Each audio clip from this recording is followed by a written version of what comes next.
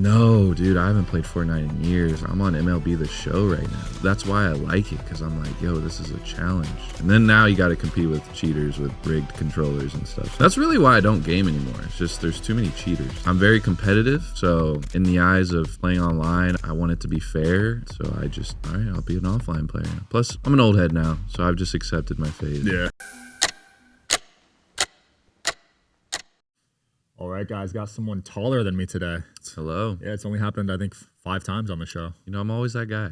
Yeah. To just, you know, be the taller person for the day. And some people need it, you know, just to kind of, someone to look up to for once. I'm sure it's the most common question you get asked, how tall you are. I'm 6'10". But, you know, I've been gaming for about a decade now, so I'm probably like 6'9", to be honest. You do shrink as you age. You know, because especially sitting in a chair a lot of times, Yeah. you know, you kind of shrink, and I got bad posture, so. Fortnite? No, dude, I haven't played Fortnite in years. I'm on MLB The Show right now. Whoa. I mean, I was a 2K guy, but, you know, now I'm playing baseball, and I'm ass. Damn. That sounds like a hard game to get good at. No, it is actually very hard, but that's why I like it, because I'm like, yo, this is a challenge. And now I'm actually hitting the ball on rookie, so Okay. I'm getting there. Were you nice at 2K? Were you playing ranked and everything? You know, I like to say I was a entertainer on the 2K sticks. I wasn't a competitive. Yeah, that makes sense. Those guys that compete are insane. No, they don't miss. They're like glitches, man. And then now you got to compete with cheaters with rigged controllers and stuff, so I'm good. Is that a thing now? That's really why I don't game anymore. It's just there's too many cheaters. And it's like, I'm very competitive, so in the eyes of playing online, I want it to be fair, and a lot of companies just don't have good anti-cheat, so I just, all right, I'll be an offline player. Plus, I'm an old head now, so I've just accepted my fate. Yeah. You know, That's crazy that people are cheating on controller now, because I've been a PC gamer my whole life, and people always cheated, but never on controllers growing up. Yeah, it's crazy. I mean, with the technology now, too, I don't know if it's just a thing to,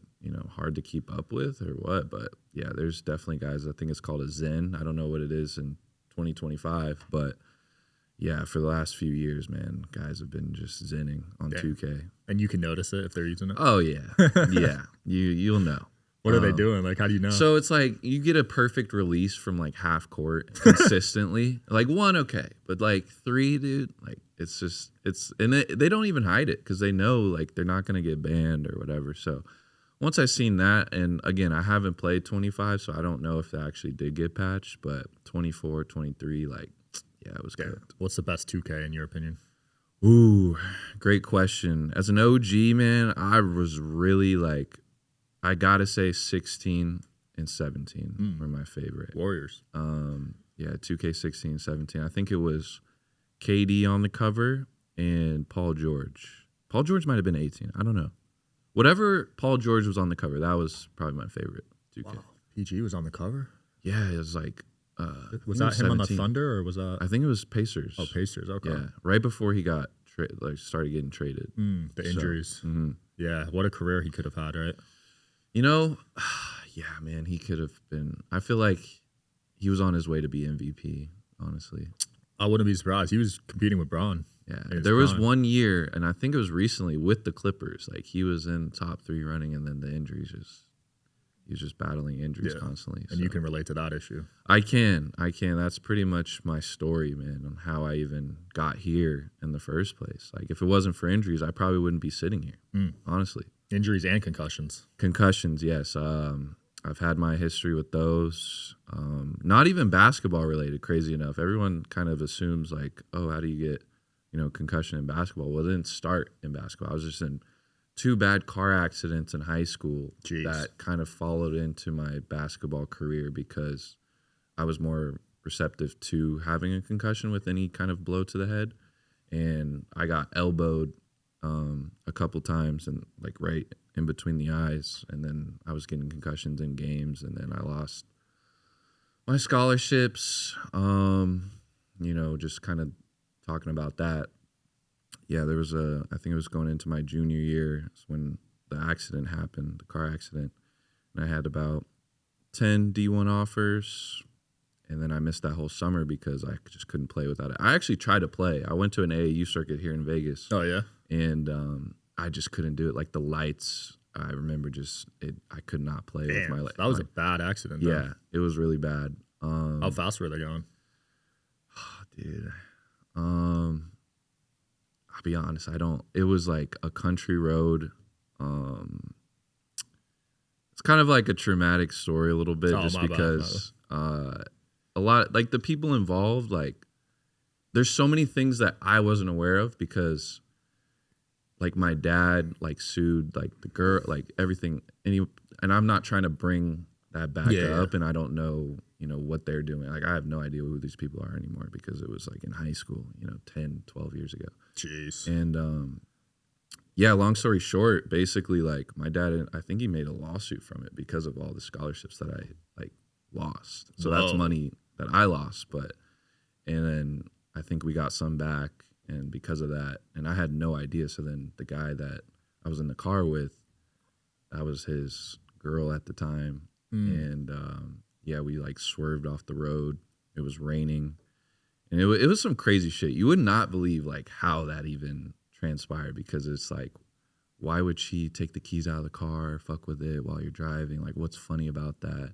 Like, I saw a TikTok the other day where they were making a skit of how like a girl would like grab the wheel and like swerve it just to be funny, and like that's literally like what happened. Like she was just trying to be funny by touching the wheel, grabbing it, making him kind of steer both ways, because there's no one there. It's like a back country road, and then it just started raining, and I'm like, I just remember telling her, like, hey, guys, like, this isn't funny. Like, what the fuck are we doing? And we're on the way to a basketball game. Yeah. Like, I'm going to my high school basketball game. And before you know it, he couldn't get control, hit a stop sign, hit a tree, rolled over. Like, it's crazy.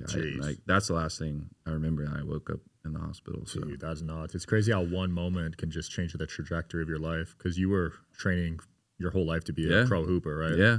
I wanted to go to the NBA. Play Division I basketball, and thankfully I still had one D1 offer at Oral Roberts. That's actually where my dad went to school, so I had a lot of connections like from the coaches, because the coaching staff at that time played with my dad. So that connection was like already there, and they really liked my game. And plus the scholarship that I wanted to either like redshirt, because I was really skinny. I wanted to still develop. I was young, and I felt like if I just put on the weight, I could make an impact right away, but my body was just still growing. I was growing 3 inches a year in high school. Like I came in at 5'11", I left 6'8". Nuts. So you had stretch marks for days, I bet. No, dude, like my knee, and that's how I blew out my knee in sophomore year. It's because my bones were just growing way faster than my muscles. So there was one tournament where I just was like on a fast break, wide open. I thought somebody like hacked me, but everybody's telling me like, no, bro, like you were like, no one was around you, and it was just an easy, like I was going up for a dunk, and my knee just exploded. Holy crap. Yeah. So then I had like a couple screws in my knee for years, took them out in college, and I just kept getting concussions, man, and lost my scholarship. I was playing at Newman University as a D2 school, because at that time, I'm kind of fast forwarding my whole YouTube story here, but I went to D2 school because back then you couldn't have a YouTube channel playing Division I. So when I transferred from Oral Roberts, I went overseas to get medically cleared because I was having like a heart issue as well. I had an irregular heart rhythm, and they couldn't figure out like what was going on. And one practice, I actually had passed out and hit my head, so I got another concussion from that. And that's like the whole thing. So they were like, oh, you need a pacemaker for like 8 months, so we want you to sit out another year, because I was redshirting at Oral Roberts. I was like, dude, no way in hell I'm sitting another year of Oral Roberts. Like, I don't know if you know Oral Roberts, but it's not co-ed dorms. It's like, girls over here, guys over here. The first day of the month, like the first of the month, you can have the door open for an hour if you got a girl, and it's monitored. Like it was, so they're strict. It's not the college experience I was looking for. So I felt healthy too, and I wanted to hoop. I was just like, I'm ready to play now. I was playing like the best basketball ever, because I was on the scout team, and coaches were telling me, man, I was going to be an All-American. Holy crap. And so once I heard that from the head coach, I was just kind of like, okay, now I see what's going on. Like I I don't want to lose time, you know. So even though I know if I did take that time there, and I would probably like start that next year after the pacemaker trials or whatever. But I was like, nah, I just go overseas where my family is in London, get medically cleared there, and then I played with the professional team, went to school there, but I didn't take the money because I didn't want to lose my eligibility. So I had them pay for my school while I was out there, and I got cleared, but I actually tore a ligament in my foot. Jeez. So that's what put me into depression, was like these injuries, man. I just kept battling and battling, like, yo, this maybe like basketball isn't for me, because it's like I feel like every time I was kind of on my way to that pro level, that level that I wanted to be at, an injury would come around. And it's like, damn, is this just like a sign like this isn't for me? Like, yeah. And so I had to really just reflect. And in my time in London, I had no friends there. All my friends were back home. And I actually didn't like London, because when I was growing up, I was born in London. That's why I'm named Kris London. That's not my actual name. But I just moved from London in 6th grade to Houston. And so I kind of had like a little accent, and everybody called me London, and that's where I kind of got the name Kris London. But basically, when I moved, it was so traumatic for me, because it's like going to a whole new country, and I had all these friends in America, and I was just like, bro, I hate it here. Like, you know, so when I went back in 2012, I was just like, oh, I'm back here where I just like despise like playing ball too. It was like, dude, I was in 6th grade, like hooping with 20-year-olds, because that's how bad they were over there at the time, right? Everything's a little more developed now. Like people can hoop there now, but back then it was very hard to find competition, especially where I lived. I'd have to drive or take a bus or a train 2 hours up north just to find good comp. Jeez. Yeah, and then there was no gyms either. So it's like if I really wanted to be in the gym, like I gotta, you know, really go. And my passion just wasn't. That's when I knew too. Like thinking back, I was like, my passion for basketball wasn't really there, because I'm not taking a bus or a 2-hour train ride to go work out like that. I didn't want it that bad. Right. And that's kind of where I found myself with this YouTube. I was like, okay, I really wanted to like make content just to like make people laugh, make people realize I'm more than just a basketball player. So I set out to be, you know, making skits online, like literally just sitting down. I didn't want people to know who I was like offline, and being a tall guy, because then they would just assume, and then just ask all this basketball shit, which was very emotional for me at the time. So I built up an audience through that. And when once I hit 100K, that's when I was like, okay, I'll start to tell people who I am, like what I did do and what I'm still striving to do. And that's when I went to college in Newman, and I was kind of like showing people like, oh, I play, but also I can make funny videos too. And then I got introduced to the 2K community, and that's where the shit kind of changed my life. Popped off. Yeah, forever. Because it was like, they saw me play 2K, and they didn't realize like I actually like hooped. But then I thought, okay, what if I took my skits and merged it with how I make 2K videos? And then that's where I met like Jesser, Cash Nasty, and we kind of came up with these concepts of playing like 1v1s in real life rather than wagers. And in the FIFA community, like we were inspired by like the Sidemen, you know, KSI. Yeah. Like I know Jesse, like he would show me, you know, like the KSI, like FIFA edits and things. And I was like, we'd always talk about how we could kind of do that within the 2K videos, because that hasn't been done yet.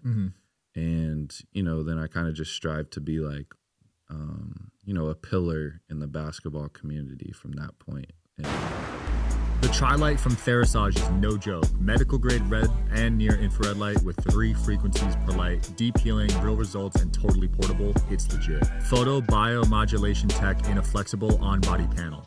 This is the Tri-Light from Therasage, and it's next level red light therapy. It's got 118 high-powered polychromatic lights, each delivering 3 healing frequencies, red and near infrared, from 580 to 980 nanometers. It's sleek, portable, and honestly, I don't go anywhere without it.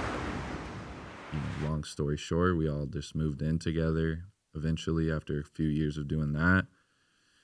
And then that's how it all started, with like 2Hype and just IRL basketball content where it is today. I feel like that's kind of where it started. And you were so early, dude. So early. Now like, one-on-one. That was 2016, 17. Holy crap. Yeah. That's so early. Now one-on-one is like a whole genre. No, I know. And it's like, and even just basketball personality content too. And it's in every sport now. You know, I remember I met, I think they're called like Good Golf or Good Golf. It's a like huge golf channel I just recently seen. I remember meeting those guys. And they're like, yo, we like, you know, watch 2Hype and your 2K videos. And like, we're going to try to like, you know, bring that to the golf world. And it's just seeing them where they're at today. Like, I mean, dude, they're massive. Like, I think from what I understand, it seems like they have their own like fucking golf brand damn near. So you inspired other sports too. You know, and it's beautiful, bro. Like that's why I love YouTube. That's why I love content creation. That's why I encourage everybody to just like keep looking for another door, like one door closed for me and another one open. And I just want to be like living proof that you just don't stop. Just find another outlet, find what you love to do, and then make a career out of it. I love that. Now you're literally working with NBA, like you're playing tonight. Yeah, I'm playing tonight. Creator Cup. I've been doing that for a few years, and I would like. I've told people this too. You know, I've been working with the NBA for like 8 years. Wow. And that's because like when I saw where it was going in like 2016, the NBA market wasn't even like tapped into yet. And I was like, dude, why does the NBA not have a YouTube channel? Like, why are they not posting videos with their NBA players like how I post videos? Or even like, I was trying to be that bridge where it's like, hey, let's collab, you know, show your personality so your fans feel really connected. And so I've constantly like met with the NBA this like every All-Star weekend. And then I saw that they bought at the time Playmakers, and then it was NBA Playmakers and Broadband. And that's when I knew like, okay, now they're starting to understand. So let me like start to talk to them even more to really help them like shape the model and everything. And then, you know, they kind of move slow because they're the higher ups. It's like, I get it. Like, you know, you put an idea out, it probably won't come to fruition for another 2 years because they have to get it approved and everything. And that's kind of how this Creator Cup came about too. Like we've been trying to do creator games for the longest with the NBA, like sponsored by the NBA and stuff. And on the NBA networks too. It's just a blessing, man, to see how it's all come about year in, year out. So I'm thankful for that for sure. I have an interesting take with the NBA because I know their ratings are down, but I think more people are just watching them on short form. Oh yeah, short form. I mean, I doom scroll all the time just watching short form. Yeah, I watch content. the highlights. Like that's how I get my NBA news. It's not on ESPN anymore. It's literally like if it's not on their Instagram, I probably won't know about like a trade or, you know, something going along there. Yeah. So. No, same, dude. Highlights I watch on YouTube now. I don't watch the full games as much as I used to.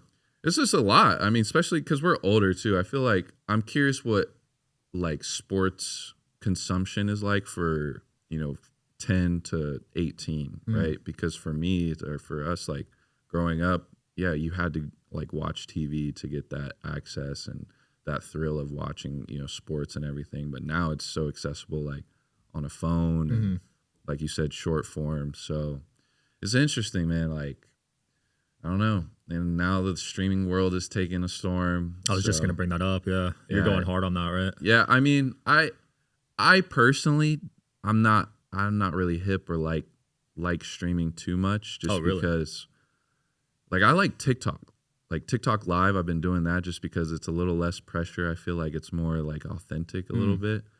But like the Twitch stuff, like that shit scares me. I don't know. It's I have on a lot of streamers. Like it's because it has to be very structured. I feel like I don't want to call it saturated because like every platform's saturated. Yeah. And I still don't get it. Like I feel like I'm so like outdated. Like I'm seeing these IRL kits, like the guys that like the biggest streamers, they'll break down their setups to me, and I'm just like, bro, what? Like this is different. Like back when I was streaming on Twitch, like you couldn't even do IRL like the way that they're doing it now, and it's just like it's crazy. But it's so cool because now there's so many more ideas that you can like do, but then it also is like I feel like everything's been done, so things have to get kind of crazier. And then if things get crazier, then it's like it's a little scary. And then it's like, where's the line, right? So And now I'm seeing kids blow up their houses. And, like I saw the A&P guys, like they are crazy, dude. Shout out to them. But man, the damage they did to that house, I'm just like, okay, how far is the skit going, man? Like, did y'all just want to build a new crib and this is your way to like break it down, like instead of hiring a contractor to do it? Like, which if that's the case, then that's fucking genius. But I don't think that was the play there. But yeah, and then back to the NBA and, you know, the players streaming, I think it's cool seeing more and more guys come into league and, you know, utilize their personal brand with social media. And, you know, I've seen guys, they stream on TikTok, Twitch, even interacting with streamers now too. I think it's really cool. I think just, you know, connecting that bridge is dope for both parties, right? The streamer and the athlete and sport, right? Because like you said, the numbers are declining, but if you got guys that come into your league that have a presence online, that's how you really like get eyeballs. It's because the viewers feel like there's no real connection. I have a real connection with Kai Cenat, but I don't really have one with Steph Curry or LeBron because they're just so, you know, big. But, you know, you could make an argument that Kai's more popular than Steph. Like, you could argue that. But is he in reality? Probably not. Like, there's a little, it depends on, like, you know, the crowd. But long term, they're going to have to realize you kind of have to, you know, get the young audience to follow along your journey to, you know, really convert viewership.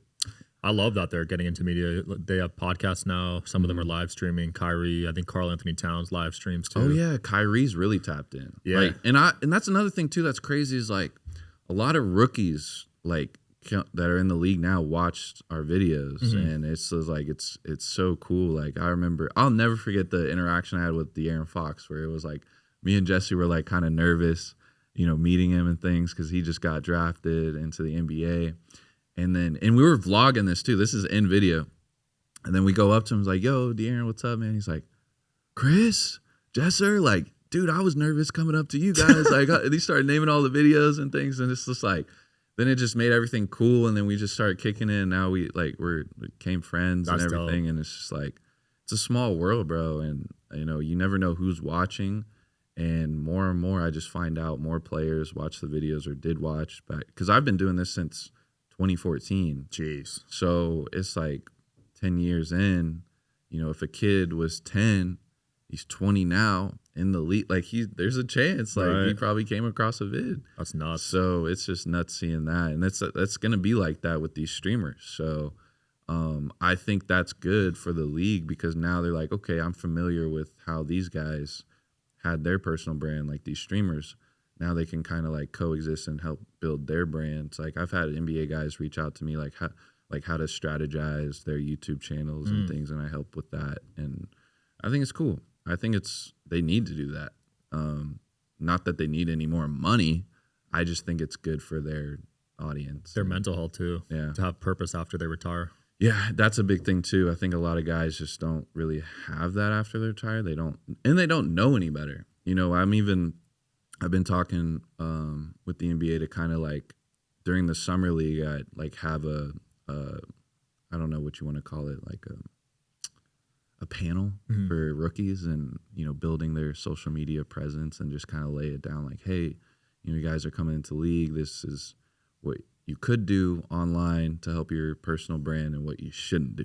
Yeah. Because they definitely need to know like what you shouldn't do. But yeah, and I think that's just pretty important too. Just going into. I think so too, man. Because the average NBA career is 3 years, right? I don't know. Is it 3? It's something like that. Yeah, I know NFL is 2.4. NBA is a little longer, I believe. Has to be a little longer, I would hope. Yeah. NFL, yeah, that's got to be super short, bro. Either way, it's not long though. Yeah, and that's the thing, dude. Like my dream was literally just to be like the 15th player in the NBA. Like not like you never see me on the court. You just wanted to make a roster. I just wanted to be on the roster, make my M's, and fucking use it to build a business. Like that was my end goal. And funny enough, I'm kind of doing the same thing, but a little more fun. And I'm like going to the NBA games, interacting with the NBA. You got more making freedom, money. I'd say. Yeah, exactly. So it's like, you know, the comments of like, oh, tall for nothing, you know, this, that, and the third. People say height. that? Oh, dude, tall for nothing, wasted height. How is this guy not in the NBA? All these things. But, you know, in another world, I'm in the NBA, kind of, you know. Well, there's thousands of 6'10" people. Yeah. So I don't know if that's a good argument. Yeah, you know, dude, I could go on for days about my thoughts on just like being a tall person and how people kind of like look at me as not a human. Like, it's like, for example, it's like if I go into a store, right, the first thing they say to me is like, who do you play for? Like, that's crazy. Like, you know what I mean? It's not like, hey, how you doing? I'm really like, you're really tall. Like, you know, kind of start the conversation. Yeah. Nah, who do you play for? Oh, you don't play in the NBA? Fuck off. Like, yo, I don't know, man. That used to like hurt me, you know, back when I was in, you know, my depression of just like, I couldn't look at a basketball for like 2 years because of just how I felt like I failed like my life, right? Just because like those, like people would come up to me daily, like reminding me like that I should be playing. Jeez. But it's like, I don't want to, or I can't, like, it's not like, there's all these mental hurdles, right? And, you know, it took a really long time for me to just be confident in myself, right? And find that peace because I just was pressured by outside noise and like living through other people, not through myself, right? Because there was times where like random dudes, like random people, I was working in a suit and tie store. I talked about this on my videos where a guy just came in, and this is when I like quit basketball. I dropped out of school. I was working 2 jobs, trying to build my YouTube career, really like get it going. So I had to get, you know, another like 2 like real jobs. And then I was filming videos. I started my gaming channel and everything. And a guy randomly comes into the store. It's like, I know who you are, man.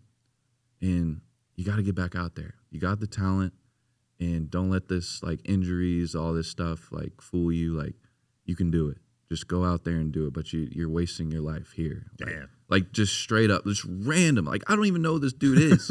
And I genuinely was like, yo, is this like a message from God? Like, like what is this? Like, this is crazy. But then one of my coworkers, he was an older guy, like my OG kind of thing. And he just pulled me to the side, like telling me how like, nah, that like he's just deflecting onto you. Like, he wants you to live his dream. Like, let's say you go play, hurt yourself, get another concussion, can't remember your name. You got kids, can't remember, like, you know what I'm saying? Just all those things that come from multiple concussions. And where's he going to be? He's not going to talk to you or know where you're at or check on you if you're in the hospital. And that kind of perspective just changed like everything for me. I was like, damn, yeah. So all these people that I'm trying to like impress, right? Or like live for, like, you know what I mean? Because I really just want to, I feel like as an entertainer, that's like what you do, is like you try to entertain people and please the masses and everything. But once I started making content for just me and just, you know, I saw like another clip a while ago where it was like the best way to get out of, you know, being sad is like do something to make somebody else smile. So that's where I came with like the comedy skit. So if I'm making people laugh, eventually I'm gonna start laughing too. And then, yeah, that's kind of how I live with my content, right? It's like I try to make kids like enjoy the game in a different perspective, so they don't have to be the most skilled player.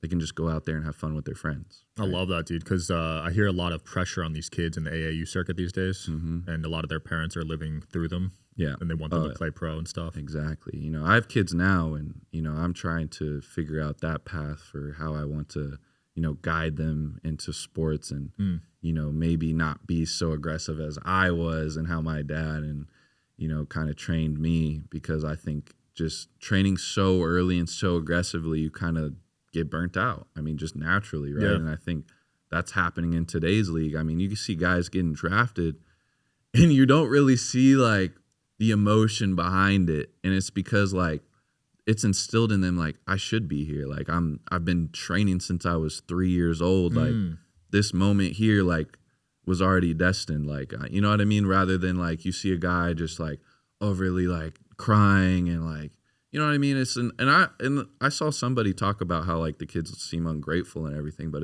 I don't think it's them being ungrateful. I think it's just they're just that good and confident in themselves because they've been putting in the work. You know what I mean? Because there's two different sides, right? You could have the guy that, came from nothing and everything, but I don't think you should take away from a guy that did have everything and all the resources to get to that level, right? And I think that's kind of what this draft class, people were like speculating. Like, there's a lot of kids that had dads that played in the league and they don't have any hunger and everything, but it's like, I would actually say like they could be just as hungry because they don't have to play the game. So, when they decide to wake up at 6 a.m. every day, put the work in, why? Your dad could, have you go do something else. He probably even said, you don't even need to play ball. It's like Bronny, right? For example, I think him getting the criticism that he gets, it's like, I think it's impressive how he shows up for work and how he shows up for the grind when your dad is like the greatest player of all time. That says a lot about him, right? And trying to make a name for himself and still show up. Like, I think kids like that kind of have that, the money, everything, they wouldn't wake up and do the work, right? So, yeah, I definitely agree, man. Shout out to Bronny. Yeah, shout out to Bronny. And shout out to the kids, man. You guys make the league what it is today, so keep working. It's the next era. Speaking of Bronny, $2,500 tickets tomorrow to his game. Dude, that's insane. For a summer league. Like, could you, like, bro, watching old summer league clips, they got these raggedy-ass practice jerseys. Like, you're paying $2,500 for practice jerseys. But I think that's what the game has turned into, man. It's like, that is, I mean, I'm not going to lie. If Bronny and Cooper flagged Cooper's debut game, these guys, and that's from, why it's that much? Because these guys have built a personal brand that people are actually interested in. They want to see the phase Bronny hoop against Cooper flag. Like, you know what I mean? So I think that comes with just the social media presence that they've built over their time in high school and college. And now you're seeing what it can turn into, like, business-wise 100%. For the game. Yeah, because when you were playing, you said you couldn't use social media at the same time. Dude, I couldn't. Bro, they really tried to make me delete all my videos. Couldn't make monetization. Damn. I could keep the videos. I just had to turn off the monetization, which is really crazy if you think about it. It's like they're controlling you in a sense that, like, I didn't sign any contract. Or maybe it's in the contract when you sign the letter of intent for your scholarship. But yeah, man, I always say this too. I was like, I was born too early, man. I would be that NIL deal. 10 years too early. Oh my. You would have made millions. Bro. Like, and it doesn't even, I don't get the numbers sometimes because I'm like, I go to these kids like social medias and things, and it's not like they got millions of followers, but I see their NIL is like 2 to 4 a year. I think it's the donor network too. Yeah, and I'm like, okay, what are they like? What are their deliverables? Like, I know how like brand deals and everything work. Like, what is it? Is the games really like that crazy? Like, I think they could possibly be investing in their future as well. So but what's the like? There's got to be a catch. Like, yeah, like it doesn't seem like an ROI is there sometimes. Yeah, but brand. I just think these boosters got so much bread they don't even fucking care. They want their college to win. They'll invest millions. And that's where it gets a little crazy. I mean, I saw something. I don't know if it was true or not. Where what was his name? Phil Knight, Nike guy, was like, yeah, he'll just do whatever it takes for work. Like, I wouldn't be surprised. And like, you competing with the CEO of Nike, like, how do you manage that, bro? Like, it's like, all right, fuck it, pay him 10 M's. He's coming here, and it's like, you look at the salary cap there, and it's like their salary is like hundreds, millions for at Oregon. Team. No, I'm just saying, like, what if that's the case, if they're allowed to do that? Yeah. Who's stopping, a guy that's, on his way out? Doesn't just once. It's pay to play. I mean, NBA is a little similar, right, with the big market teams. Well, there's a salary cap. That's the thing. I don't think it's not like baseball where you can, sign guys for $10 billion and but pay them out, $500K, but 10 million a year for 25 years. Yeah. Like, you can't do contracts like that in the NBA. But that's another thing too. Like, NBA money is crazy right now. $250 for Chet. For Chet.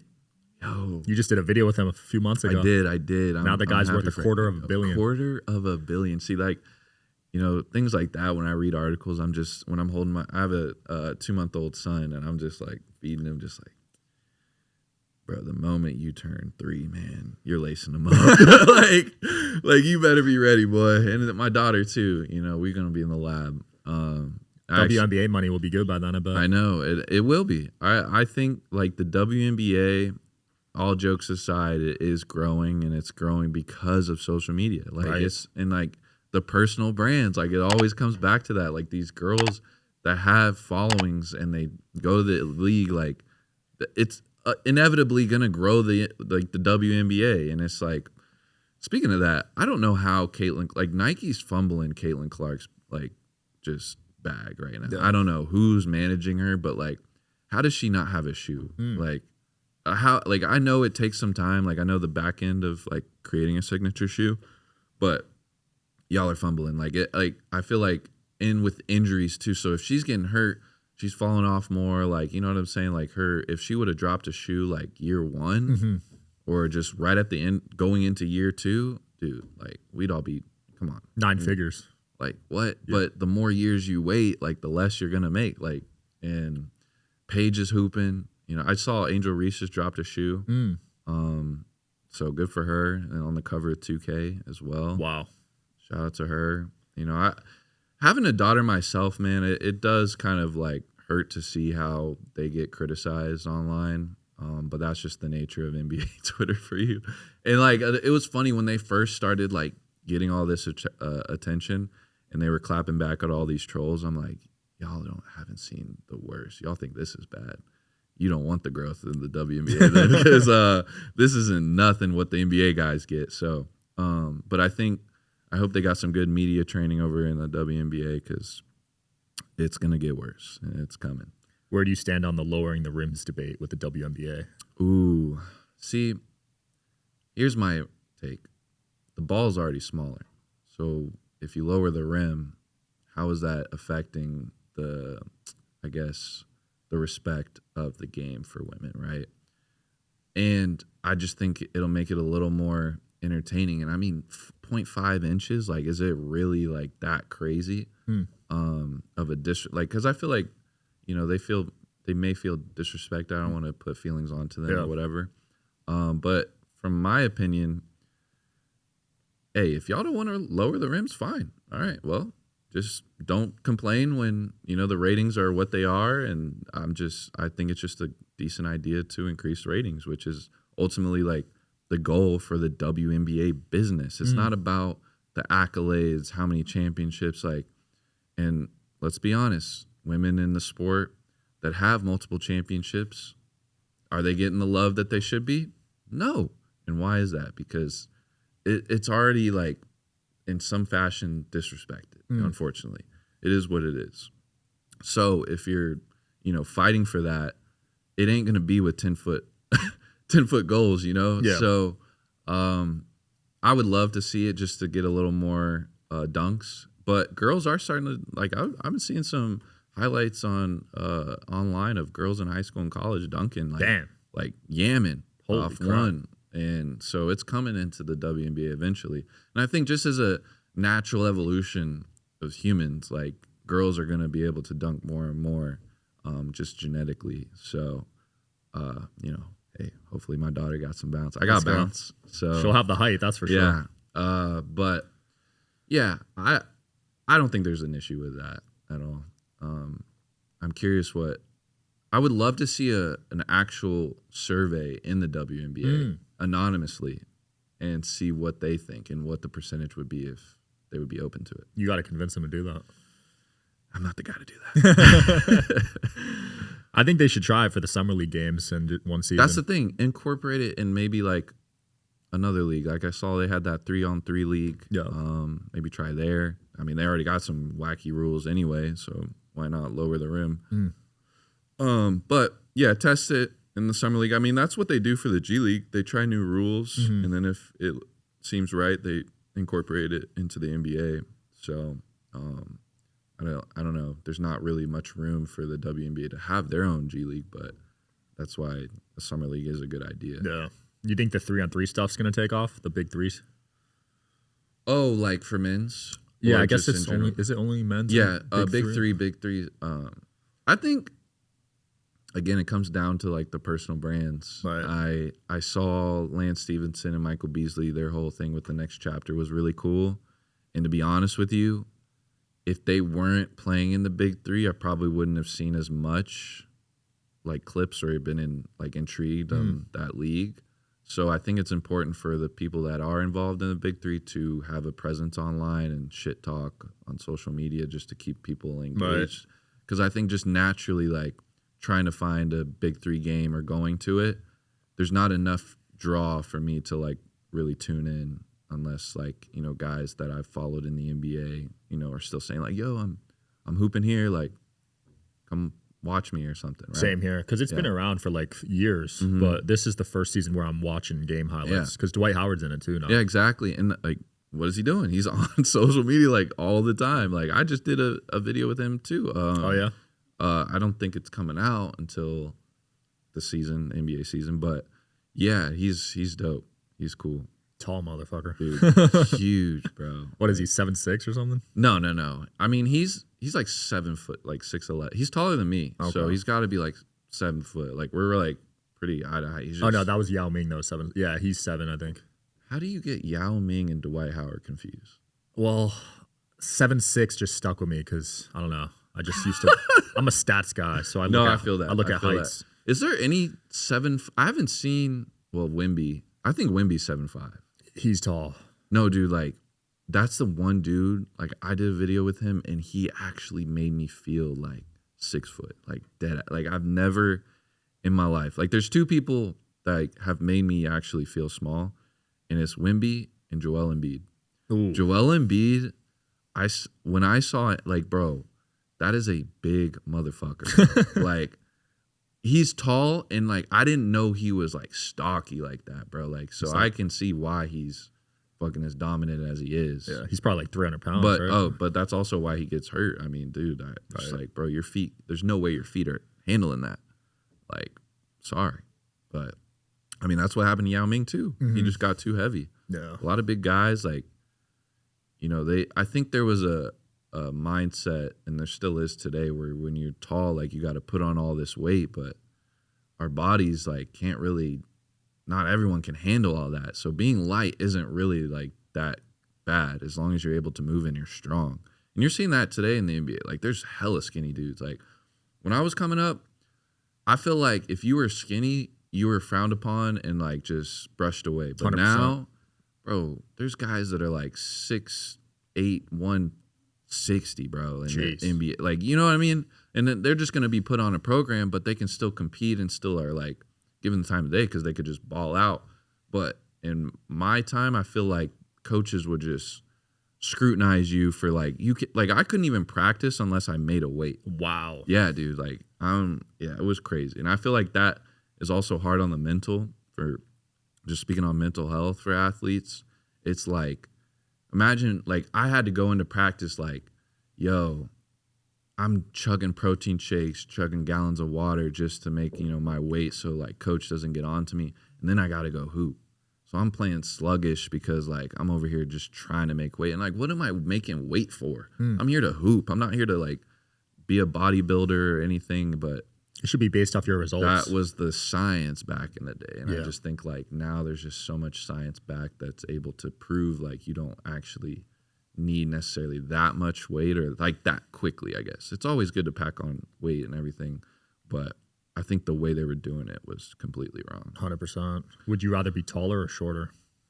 No, I'd rather be taller. I think there's a lot more benefits being tall, but also I think there's nothing wrong with being short. I think it's just about finding your strengths and whatever, you know, the cards you were dealt. Yeah. So you would take 7 feet over 6 feet? Yeah. Okay. I would, just because it's unique, right? I think there's a lot less 7-footers, obviously, than 6 foot. So it kind of, that's cool. And, you know, being this tall, you know, it does come with a lot of just like, you know, negative things, but I think there's more positives. You just got to look for the positives, right? And even being 6 foot, if you're 6 foot, there's probably more positives. It's just on how you look at life, man. It's like, I try not to look at things negative at all. Like I don't even want negative thoughts in my head, you know, especially now where I only have so much emotional and mental capacity. You know, I'm a married man, family man. When I'm in my household, I want to be, you know, level, happy, because, you know, dealing with toddlers, it's easy to get stressed. You know, pregnant wife, like, you know what I'm saying? Yeah. So I'm just grateful, bro. I love that, man. It's cool to see that journey in you, because I know you had your battles over the years. Yeah, no, it's been special for real, and I think that's what's cool about documenting it too, because it can inspire maybe that somebody could relate.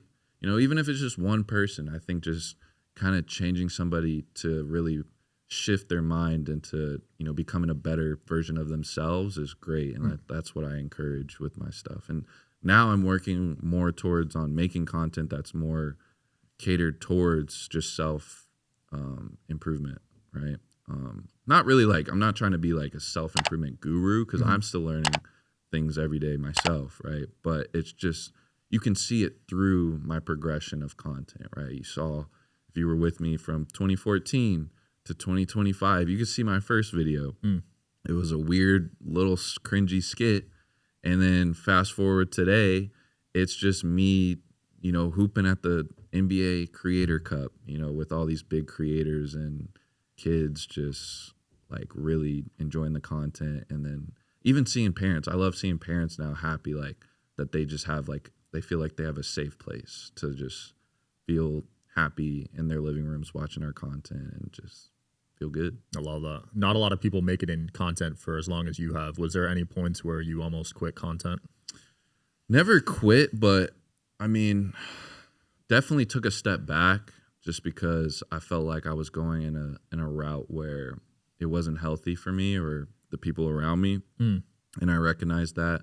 You know, I've had my fair share of beefs and cancellations online due to things that were in my personal life. And, you know, even though a lot of it wasn't per se true about me, I think it kind of made me realize, like, or it opened my eyes to who I was and perceived online and who I really was. I just wanted to like take a step back and ask myself, who is it that I want to be? Because you do lose yourself in this content, you know? Yeah. And I'll admit that, yeah, I've done things that I'm not proud of or treated people unfairly within like the workspace and everything, because in my head, I think I'm doing the right thing, but it's because I never put myself in others' shoes, or I wasn't very empathetic before, because I was raised on just like grind and, you know, if people are slowing you down, get out of my way kind of thing. Right. So just head down, work. But now I'm more like, I like to work in a sense of like, I make sure everyone around me is mentally good and I'm mentally straight, because I also dealt with things in my personal life that I didn't really know how to process. And I think at a young age, we don't understand how to process feelings, especially as men. And, you know, I've been seeing a therapist, you know, once a week for the last like 3-4 years. So I think through that journey has also taught me that there was a lot of feelings that I had never processed. And now that I've been able to, I'm more at peace with things that, and the people that I did wrong in the past. And, you know, we've made amends and talked it out. And, you know, obviously the people online don't know that because it's not shown. Yeah. Right. So I just think with that, for me as a human, it's been great. Like, I think the growth is there. And, you know, if people, I feel like when I first started content, I was trying to prove myself to people. And now I'm really just doing things for myself, like proving to myself, not the audience. And I think when you try to make videos and content to just please any and everybody, it gets bad. It's impossible. Like, yeah, you can't please everybody. Yeah, and then you get, like, it's toxic too, I think, to an extent. And so even though it may seem like the audience, and that's why streaming is very, like hard for me, just because, and hard to see all these creators, like, you know, catering to their audience. And it's like, dude, you're going to get trapped in this, like, loophole. You see it all the time. Like, you know, we've seen creators do some crazy stuff. Vitaly, I mean, the list goes on. Logan Paul, Fuzi, like, and that's because mentally they're not thinking as as a human.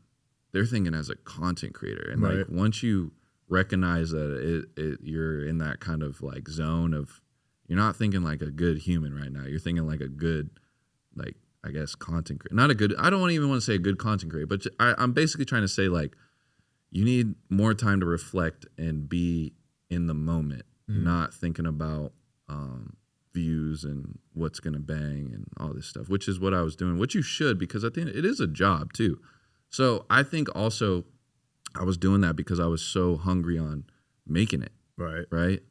And now that I feel like I've kind of made it in a sense, it's given me more time to work on my personal life. And that's what I've been focusing on. You know, I've got a 2-year-old daughter, 2-month-old son. So I took a step back from content to kind of reflect on like what I want to be as a content creator now, because I think every like 3 to 4 years I like reinvent myself a little bit, like adapt to like what it is. Because I mean, I've done that. I mean, I started with skits, my first 100,000. After that, I kind of went into like vlogging, and then I found a gaming channel. I made that. Went into GTA 5. I don't even know if people know that follow me. And then I found 2K, and then I was making 2K videos for the longest, and then I kind of fused 2K into IRL basketball content, and then I was just doing anything and everything at that point. And yeah, losing a lot of subs in a very like short time was a crazy like feeling in time, because it was like I could quit now. And honestly, I think if I was to go back, I wish I just would have just kept going. But it was so like personal for me. Like it was more like, damn, I don't have time to just be me. Like, because I feel like I'm in this like hamster wheel where if I don't upload, I'm going to fall off and I'm going to lose everything I've built over the last decade. But I was like, is it worth my peace? And so I just decided to like just take a step back and focus on my peace, because that's really all you have is yourself and your family. So if I'm losing that or losing sight of that while trying to make a name for myself in my career, what's the point of having a career if you don't know yourself or have a healthy relationship with your wife, your kids, and your friends around you? And so I think that's what I prioritize now. And that's what I've learned being a content creator. I think I always try to encourage creators to not get trapped in that hamster wheel as much as you think you're not. I can tell when guys are. Oh, it's so easy. I'm guilty of this. Yeah. A lot of people tie their identity to their followers, their subs, their views. Like I'm definitely guilty Like I'm of even thinking about like changing my, like I'm making this new channel for my vlog channel and just making it my actual name, Kris Obaseki. Really? So, yeah. So you're ready to go full on out then. Yeah. Respect, man. dude. It's that time in my life. It's just chapters, man. You think you'll go the family channel route with the kids? Yeah, I think so. I think not in the traditional sense of like, you know, the family like skits and challenges and per se. Because I actually am pretty reserved, but I don't know. I don't want to say I'm not, because, you know, I could change my mind on the fly. But, you know, my wife and I, we talk about it all the time and just kind of think when we're ready, we're slowly kind of starting to integrate it. And I think once our kids are a little more in tune with routines and things and we're comfortable, yeah, I could see that. I have this debate with my fiance all the time about, are we going to let our kids on social media? And there's pros and cons to it. There's a lot of pros and cons. Like it and that's what kind of prevents me from going full on with family channel, because I don't want to, I really don't like recording videos. And in the back of my head, I'm like, okay, dude, the house isn't really picked up. People are going to say this about the house. Is my wife going to be upset if I show like my shorts are on the ground right there and I didn't pick it up? Like, you know, and my daughter's like, you know, she's eating and like I accidentally had her in the background eating, and like, you know, there's so many things, right? So I think until I have like a clear vision and like I'm not so in my head about it, I'll be down to do it, but I don't know if that'll ever come. We'll see. Let's end off with Paul Pierce's recent video. Paul Pierce. He said he's the greatest scorer of all time. What are your thoughts on that? Terrible take. I would give it a 6 out of 10 rage bait. Nobody takes Paul Pierce seriously.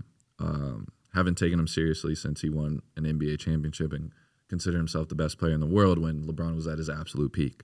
But I will say, I think he can hoop. He's definitely like a top scorer. And I did see the video where he said who he could outscore, and he said everybody.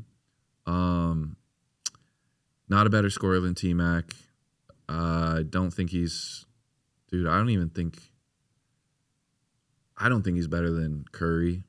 And it's weird when old players kind of compare themselves to today's era, just because the game is so different. Right. It's so different. It's almost like it's impossible to basically say you're better than somebody that's playing in a time where kids are literally East Baying with ease in the layup lines and things. Like, I seen a clip of Amin Thompson, right? This was before he got drafted, and I kid you not, bro. This kid's athleticism is something that if he was put in the 80s and 90s, I'm not sure if Michael Jordan would be talked about the way he is. Wow. Like, what that's a take. No, I'm just saying, because like it's almost as if I'm not even trying to discredit or disrespect Mike, but put the two highlights side by side. And this is when he was in high school. Granted, now he is playing high school players, but his layup package is something I've never seen combined with his dunk package. Like, you can't even create this in 2K. Damn. That's how good and crazy it is. And I didn't even know he had it like that. I just seen it recently because I knew he could ball out. He had a pretty good season his first year. Or is this second year? Second year, I think. Yeah, second year with the Rockets. And I think he's going to be a star if he keeps with, like, once he finds his rhythm shooting. Bro, the NBA better be scared if those guys find a jump shot, like a consistent jump shot. Because he'll be unguardable. Bro, he was doing windmills off vert. Like, what? Yeah, two-hand. Like, look it up. It's like, I don't know if it's a TikTok bag work edit or something, but Amin Thompson's highlights. Jeez. Out of this world. And now they got KD.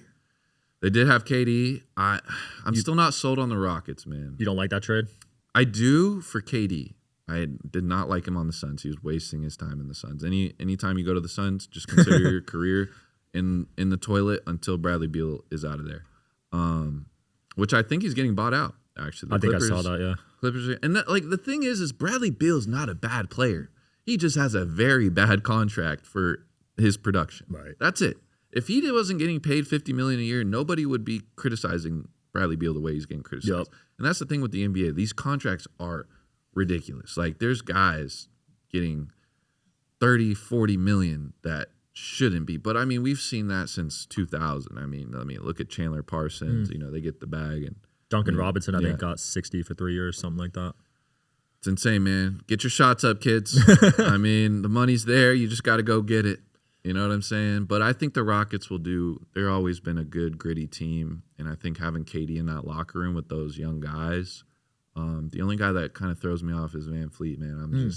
His shot selection worries me, and I think he's getting older too. I think he's got to figure out how to be a better point guard, in my opinion. Yeah. So, but I think they'll go far this next season. The West is stacked, man. The West is too stacked. It's way too stacked. You know, my Lakers, man. Ayton, I don't know how to feel about it. LA's hard to play, like, because there's so much pressure when you're alongside Luka and LeBron. So I think that, like, this is what happens with Lakers players, new Lakers players. They have that honeymoon phase where, you know, things going to go right. They're playing well the first couple months. Classic Rui Hachimura, right? Start coming around December, then we go to All-Star break, and then after All-Star break is the real defining point of who's actually built for LA basketball. Because when you make, that's enough time to see, okay, are they partying? Are they disciplined? And then can they handle criticism? Because it's playoff approaching, so people are getting scrutinized like crazy. Right. And that's where I'm a little fearful for Ayton. I don't know if he can handle scrutiny. I'd be shocked if he could. And we need a defensive big, man. Bro, I was at that elimination game for the Lakers, and it was the saddest thing it might have been the saddest LeBron James basketball game I've ever seen in my life. They need to call Dwight Howard back. Yeah, and JJ, please don't ever play a 40-year-old for fucking this whole second half ever again, please. Man, he gave it everything he had. He is, man, and you got to give credit to Bron. He's just an old goat. Yeah. Who's your goat? I was gonna ask you that. MJ. MJ? Who's your goat? LeBron. Really? Yeah. I think over MJ?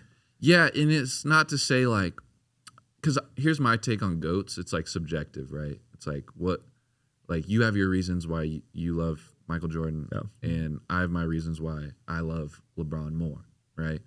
And I don't think either answer is wrong, right or right. I think it's up for a discussion because there's no real answer to that. It's not a fact. It's just up for a debate and a conversation, and then at the end of that conversation, you leave with either the same answer or you change it, right? And I think over time, the GOAT conversation changes because of the evolution of the game. So we could see in 20 years, like, are we still going to have Michael Jordan as the comparison to that next, player, right? Or will it be like LeBron? Because I think there was a time where they were having this conversation with like Michael Jordan and somebody else. Yeah. Right. And then eventually it was just the accolades and the way it was played. And yeah, man, I don't know. I think Bron's had the best career. There's no doubt about that. But when I think a GOAT, I'm like your best seasons. That's kind of what I'm comparing. Yeah. And I think MJ's best 6 seasons I also think it has to do with the personality side of it too, because there's that drive. Like I think MJ for sure has the better basketball player drive than LeBron, but I think also I'm just biased too because I'm not gonna cap and act like I watched Michael Jordan to every game and shit and just going off of pure facts of what he's done for the game and like what he's done outside of the game. You know what I mean? And that's another thing too. It's like, do you add that to your argument of the GOAT of like what he does like off the court, right? Some people do, yeah. Yeah, some people do. And for me, man, I just love that 3-1 comeback season and just what he did in Cleveland. I think just getting a championship for your city, like, and coming back and doing that in the fashion that he did, for me, like you said, just the single seasons, like, I don't think there's a better season that has ever been done. No, I'll agree with you on that. Yeah. And I just think, like, as far as, like, championship, like, the lore behind it and just the team he did it against, like, the greatest team, debatably ever created. They had the best record of all time. Best record. I mean, we could argue, like, the Bulls team versus that Warriors team. But coming back from 3-1 in the finals. Yeah. In every category, LeBron, like, let's go shit, LeBron James. Kris, it's been awesome, man. What are you working on next? Where can people find you and everything? You guys can find me at I am Kris London, KRIS. I know a lot of you guys, Kris is with the CH. I'm sorry. It's all about the Ks, man. And I'm working on just still finding that balance of family life and content. So I think you're going to see a lot more like raw vlogs. You can catch me on TikTok. I love yapping on TikTok live. And yeah, man, that's where I'll check be. Him out. Good luck tonight, brother. Thank you, bro. Gotta hit some half-court heaves. Let's get it. See you guys. See ya. I hope you guys are enjoying the show. Please don't forget to like and subscribe. It helps the show a lot with the algorithm. Thank you.